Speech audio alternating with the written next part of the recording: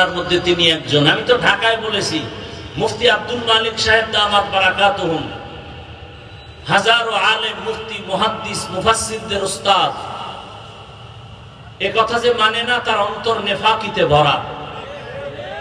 যাদের অন্তরে নেফাকি আছে এরা মানবে না।